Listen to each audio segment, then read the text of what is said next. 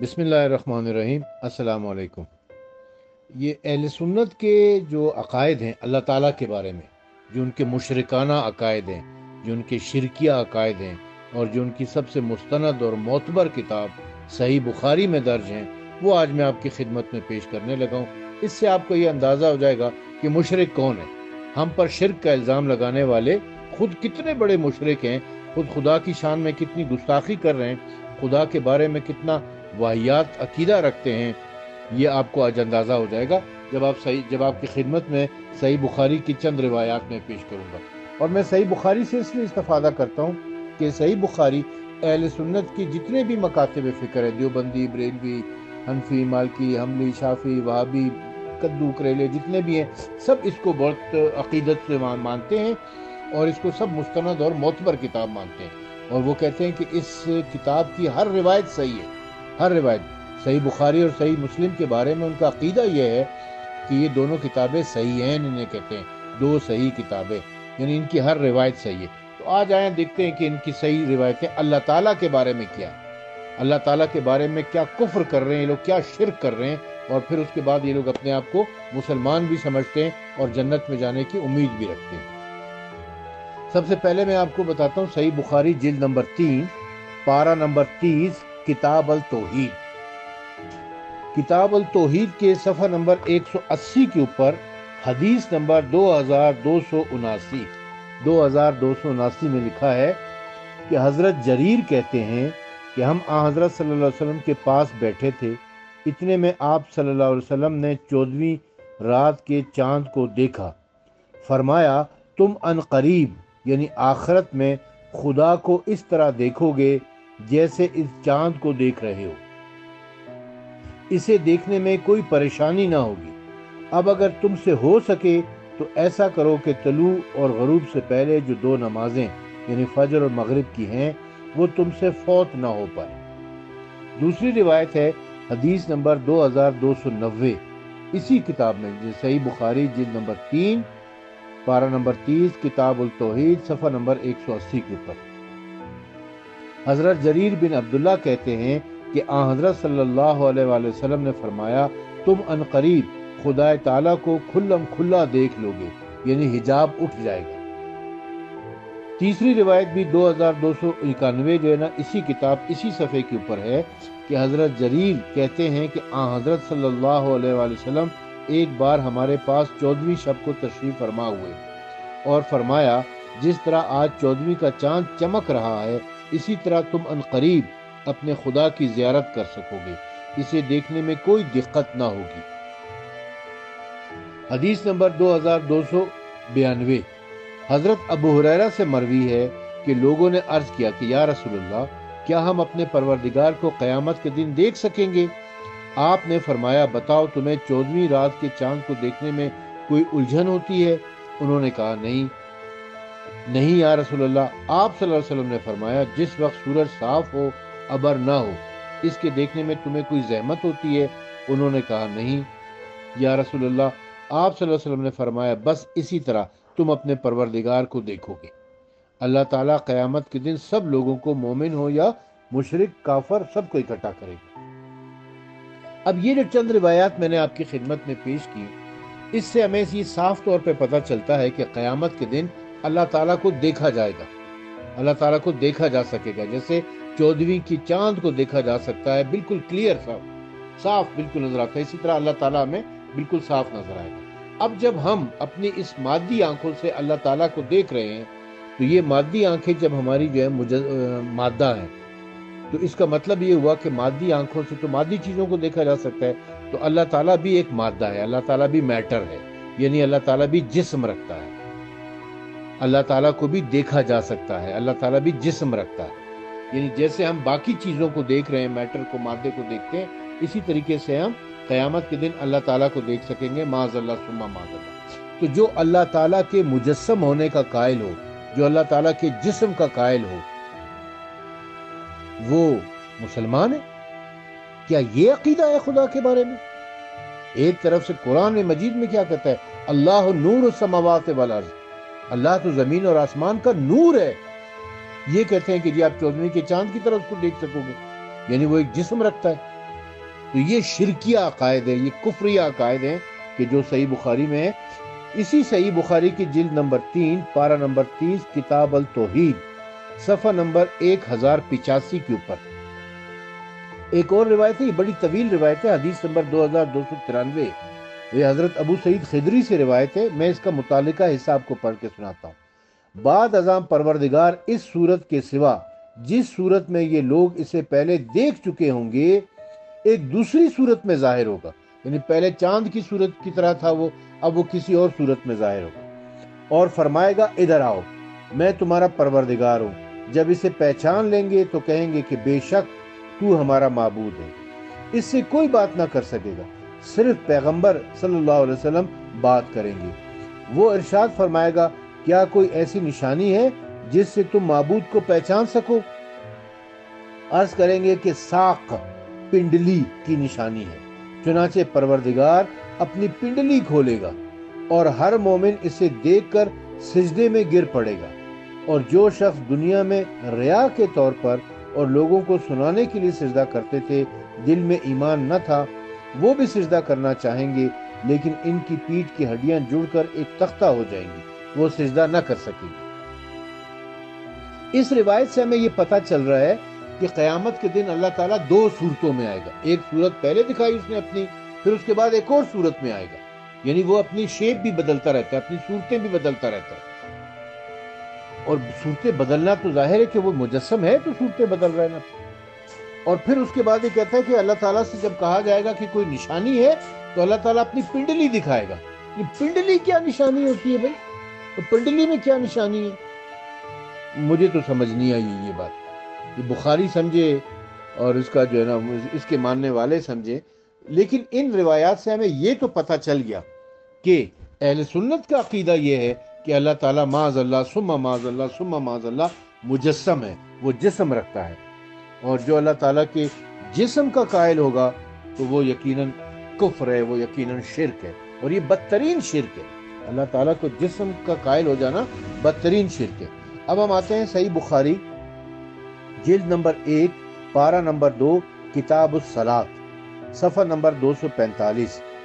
حضرت صلی اللہ علیہ وسلم نے مسجد کی دیوار پر تھوک دیکھا، آپ صلی اللہ علیہ وآلہ وسلم نے اسے کھرچ ڈالا، پھر لوگوں کی طرف متوجہ ہوئے اور فرمایا جب کوئی نماز پڑھ رہا ہو تو سامنے نہ تھوکے، کیونکہ اللہ سبحانہ تعالیٰ نماز میں اس کے سامنے ہوتا ہے۔ اب اس سے دو باتیں ہمیں پتہ چل رہی ہیں۔ ایک بات تو یہ پتہ چل رہی ہے کہ صحابہ کرام نماز پڑھتے ہوئے سامنے تھوکا کرتے تھے، نماز پڑھتے ہوئے تھوک رہے ہوتے تھے۔ یہ بات اگر ہم کہیں گے تو ہمارے پر کفر کا فتویٰ لگ جائے گا، یعنی صحابہ کی گستاخی کر رہے ہیں، اور آپ کی صحیح بخاری میں صحیح حدیث لکھی ہوئی ہے کہ صحابہ کرام نماز پڑھنے کے دوران تھوکا کرتے تھے دیوار کے اوپر، اور وہ بلغم تھوکا کرتے تھے، اور رسول اکرم صلی اللہ علیہ وسلم اسے پھر کھرچا کرتے تھے کیونکہ وہ گندگی کو، نجاست کو پسند نہیں کرتے تھے۔ اور پھر یہ کہ منع کیا انہوں نے کہ جی وہ سامنے مت تھوکا کرو کیونکہ سامنے اللہ تعالیٰ ہوتا ہے، وہ تھوک اللہ تعالیٰ کے اوپر چلا جاتا ہے، یعنی اللہ تعالیٰ کوئی ایسی چیز ہے جو سامنے موجود ہے اور یہ تھوکتے ہیں اور وہ تھوک اللہ تعالیٰ کے اوپر چلا جاتا ہے۔ لا حول ولا قوت الا باللہ العلی العظیم۔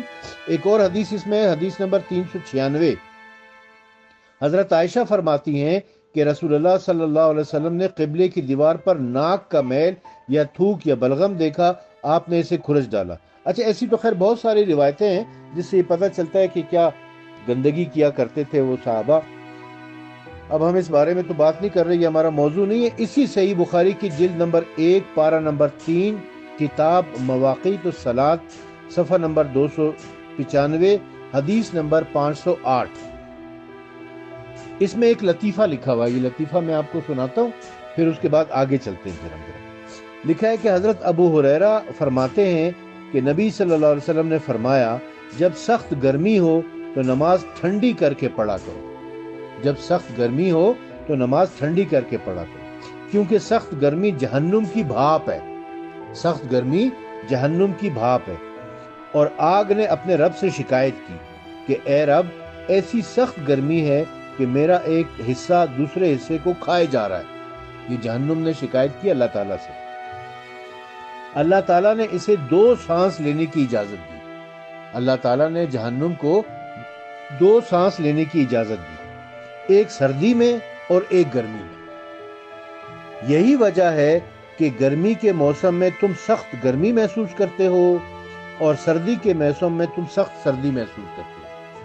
یعنی گرمیوں میں جہنم جو ہے وہ اپنی سانس باہر نکالتی ہے، تو جہنم کی جو گرمی ہے وہ باہر آ جاتی ہے اور پوری دنیا میں گرمی شروع ہو جاتی ہے۔ اور سردیوں میں جہنم جو ہے وہ سانس اندر لیتی ہے، تو باہر زمین کی جتنی گرمی ہے وہ سب اندر جہنم کے اندر چلی جاتی ہے اور زمین پر ٹھنڈک ہو جاتی ہے، سردی ہو جاتی ہے۔ یہ ہے گرمی اور سردی کے فلسفے۔ یہ سائنس کے جو طالب علم ہیں ان کو یہ بتائیں کہ یہ گرمی کیسے ہوتی ہے، سردی کیسے ہوتی ہے، یہ جہنم کے سانس لینے اور سانس نکالنے کی وجہ سے ہوتی ہے۔ سبحان اللہ۔ یہ فلسفی، یہ بچوں کو پڑھایا جا رہا ہے، سکھایا جا رہا ہے، یہ مسلمانوں کو، یہ ان کی فلسفی ہے کہ گرمی اور سردی ہونے کی وجہ کیا ہے۔ کیا بات ہے ان کی اور ان کے مذہب کی اور ان کی صحیح بخاری کی۔ اب ہم آ جاتے ہیں صحیح بخاری کی جلد نمبر 2، پارہ نمبر 20، کتاب التفسیر،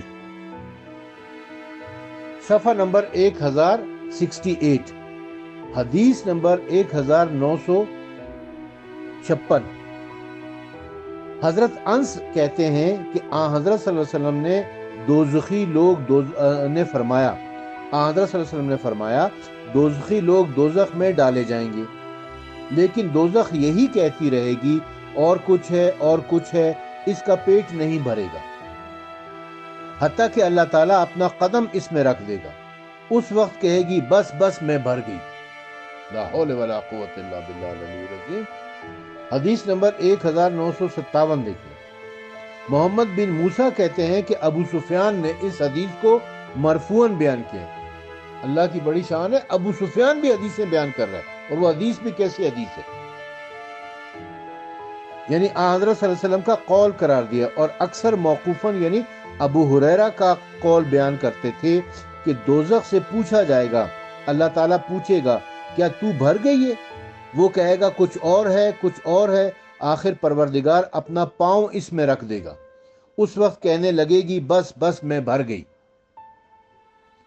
یعنی اندازہ لگائیں کہ اپنے آپ کو مسلمان کہنے والے، اپنے آپ کو جنتی سمجھنے والے مسلمانوں کی حالت یہ ہے کہ وہ اللہ تعالیٰ کا پاؤں جہنم میں ڈال رہے ہیں، اللہ تعالیٰ کا قدم جہنم کے اندر ہے، اللہ تعالیٰ اپنا پاؤں جہنم میں ڈالے گا۔ پہلے تو اللہ تعالیٰ سے یہ پوچھو کہ بھائی تو نے اتنی بڑی جہنم بنائی کیوں ہے جو اس کو بھر نہیں پا رہے؟ سارے لوگوں کو، جہنمیوں کو جہنم میں ڈال دیا، وہ بھر نہیں پا رہی ہے، پھر کہتی ہے حل من مزیدن حل من مزیدن، مجھ میں اور ڈالو، مجھ میں اور ڈالو۔ آخر اللہ تعالیٰ کو اپنا پاؤں اس کے اندر ڈالنا پڑا، پھر جا کے بعد جہنم نے کہا کہ بس بس میں بھر گئی۔ یہ توہین نہیں ہے اللہ تعالیٰ کی، یہ شرک نہیں ہے، یہ کفر نہیں ہے، یہ گستاخی نہیں ہے، اور اس کا بیان کرنے والا کون ہے؟ ابو سفیان اور ابو ہریرہ۔ یہ ابو سفیان، یہ لوگ مذاق اڑایا کرتے تھے اپنی نجی محفلوں میں بیٹھ کر، یہ اللہ تعالیٰ کا، رسول اللہ کا مذاق اڑایا کرتے تھے، اور یہ کہنا کہ جی اللہ تعالیٰ جو ہے نا اپنا پاؤں جہنم میں ڈال دے گا، ہاں ہاں ہاں کہہ کے لگاتے تھے، ہنستے تھے، اور اس کو جو ہے نا لوگوں نے اٹھا کے حدیث بیان کر، حدیث سمجھ کے جو ہے نا کتابوں میں لکھنا شروع کر دیا۔ ایک اور حدیث دیکھیں جی، حدیث نمبر 1958۔ حضرت ابو ہریرہ کہتے ہیں کہ حضرت صلی اللہ علیہ وسلم نے فرمایا دوزخ اور بہشت جھگڑنے لگی، دوزخ اور بہشت جھگڑنے لگی، جنت اور جہنم کی لڑائی ہوگی۔ دوزخ نے کہا کہ مجھ میں تو وہ لوگ آئیں گے جو بڑے مغرور اور سرکش ہیں۔ بہشت نے کہا کہ معلوم نہیں کیا وجہ ہے کہ مجھ میں تو وہ لوگ آئیں گے جو زمانے بھر میں غریب، محتاج اور فقیر ہوں گے۔ اللہ تعالیٰ نے فرمایا اے بہشت تو میری رحمت ہے، میں تیری وجہ سے اپنے جن بندوں پر چاہوں گا رحم کروں گا، اور دوزخ سے فرمایا تو میرا عذاب ہے، میں تیری وجہ سے اپنے جن بندوں کو چاہوں گا عذاب دوں گا۔ ان دونوں یعنی دوزخ اور بہشت میں ہر ایک کی بھرتی ہوگی، دوزخ کسی طرح نہیں بھرے گی حتیٰ کہ پروردگار اپنا پاؤں اس میں رکھ دے گا۔ اس وقت کہنے لگے گی بس بس بس، اور بھر کر سمٹ جائے گی، اور اللہ اپنے کسی بندے پر ظلم نہیں کرے گا، یعنی ناحق کسی کو عذاب نہیں دے گا۔ البتہ بہشت کی بھرتی اس طرح ہوگی کہ اللہ تعالیٰ اسے بھرنے کے لیے اور خلقت پیدا کرے گا، یعنی جتنے لوگ ہیں ان کو سب کو تو جنت میں ڈال دیا، اس کے باوجود وہ نہیں بھرے گی، پھر اور مخلوق پیدا کرے گا۔ تو بھائی جب اور مخلوق جنت کو بھرنے کے لیے پیدا کر سکتا ہے تو اور مخلوق جہنم کو بھرنے کے لیے بھی پیدا کر لیتا۔ جہنم کو بھرنے کے لیے اپنا پاؤں کیوں ڈال رہا ہے؟ یہ عقیدے ہیں ان کی، اور پھر یہ اپنے آپ کو مسلمان سمجھتے ہیں۔ اس سے بڑا شرک کچھ ہو سکتا ہے؟ ہمارے اوپر شرک کا الزام لگانے والے اپنے شرکی عقائد کو دیکھیں، اپنے گریبان میں جھانک کے دیکھیں۔ یہ تو وہی بات ہے کہ چھنی کوزے کو کہتی ہے تیرے دو سوراخ ہیں، اپنے سوراخ نہیں دیکھتی ہے۔ ایک اور آپ کو حدیث سناؤں، صحیح بخاری جلد نمبر 2 پارہ نمبر 20 کتاب التفسیر صفحہ نمبر 1110۔ حضرت ابو سعید خدری کہتے ہیں کہ میں نے حضرت صلی اللہ علیہ وسلم سے سنا، آپ فرماتے تھے قیامت کے دن پروردگار اپنی پنڈلی کھولے گا تو ہر ایک ایماندار مرد اور ایماندار عورت اسے دیکھ کر سجدے میں گر پڑیں گے۔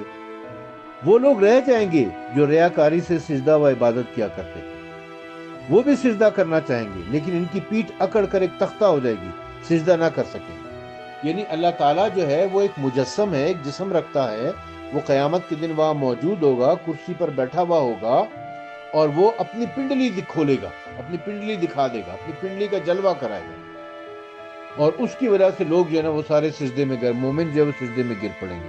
بھئی پنڈلی دکھانے کا کیا مطلب ہے؟ پنڈلی کیوں دکھائی جا رہی؟ میری سمجھ میں تو یہ بات نہیں آئی ہے، اللہ بہتر جانے کہ صحیح بخاری والے نے کس کانٹیکسٹ میں یہ بات کی ہے۔ بہرحال پنڈلی دکھانے کا مطلب یہ ہے کہ اللہ تعالیٰ مجسم ہے، اور جس کا جسم اور پاؤں جہنم میں ڈالنے کا مطلب ہے کہ اللہ تعالیٰ مجسم ہے۔ جو اللہ تعالیٰ کی جسمیت کا قائل ہو گیا وہ کافر ہو گیا، وہ مشرک ہو گیا۔